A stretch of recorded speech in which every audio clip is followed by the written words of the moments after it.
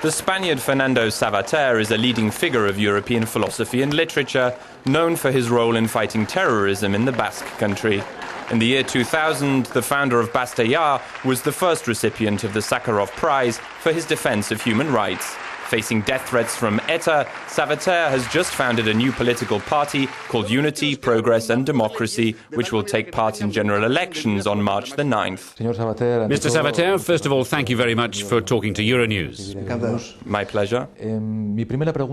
My first question is, what motivation was there for you to take this great leap and enter the world of politics?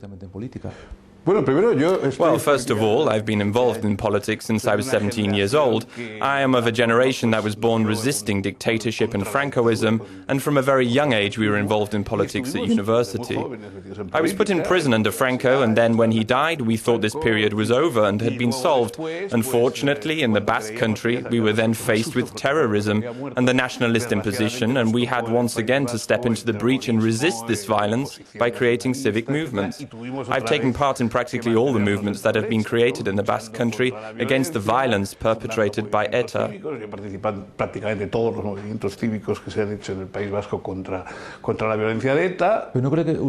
Do you not think it's a little dangerous for a person like you, who comes from a world of philosophy and thought, to tie yourself to one single political party, even though you've been involved in politics for years? Not at all. It is not that I don't believe it's dangerous, but rather I think it's fundamental. That is to say, to take a political position is the citizen's obligation. In ancient Greece, he who did not take a political position in the democracy, who opted for neither one side nor the other, was known as idiotes.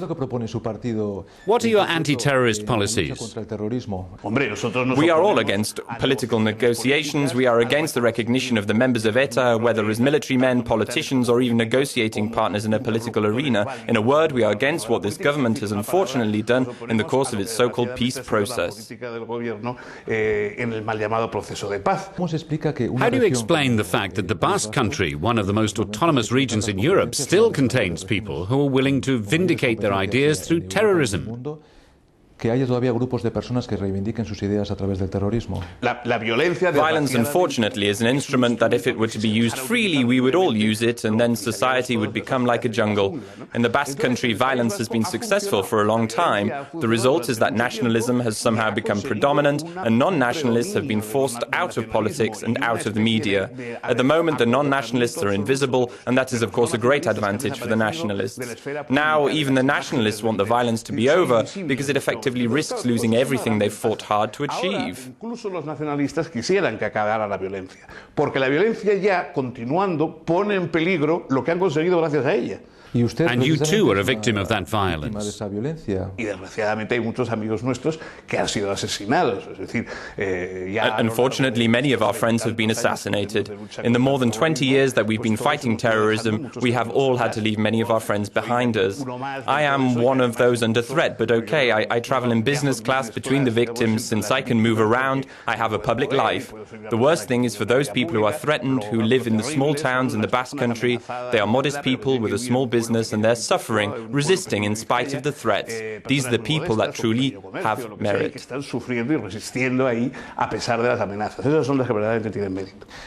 What role can the European Union play in this conflict? After what the European Union did in Kosovo, if truth be told, we wanted to play as small a role as possible.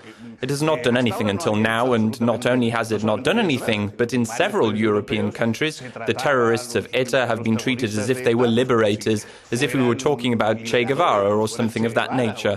What has helped us, although it is of course a high price to pay, was the attacks on the Twin Towers in New York. From that moment on, there was a decision to hunt terrorists in Europe, not just Islamic terrorists, but also ETA. ETA lost its privileges, lost the preferential treatment given to them by politicians. But now there is a lack of unity, a lack of ideas, a cowardice. This was clearly seen in the case of Kosovo. It is a terrifying precedent for those of us who have put our faith in the ability of Europe to find solutions to terrorism. It almost seems as if the message has been sent that you have to make a conflict as bad as possible, that you have to enter into war, then in order for that war to end, we will give you what you want.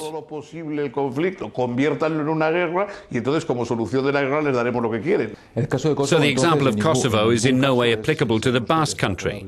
We hope not. Kosovo is economically unviable. The main business is the mafia. It is a country that will only survive thanks to the United States and some other partners. It's a country where there is an ethnic minority that is discriminated against, a country created by nationalistic principles. Let us hope that the example is not exported, because I don't think anyone living in Barcelona or Bilbao dreams of living in Pristina.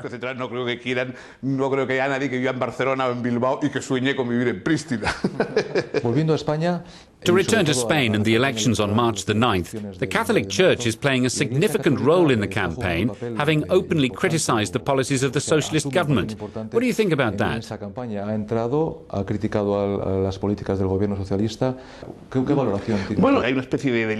The Catholic Church is a form of delirium. It is a theocratic dream.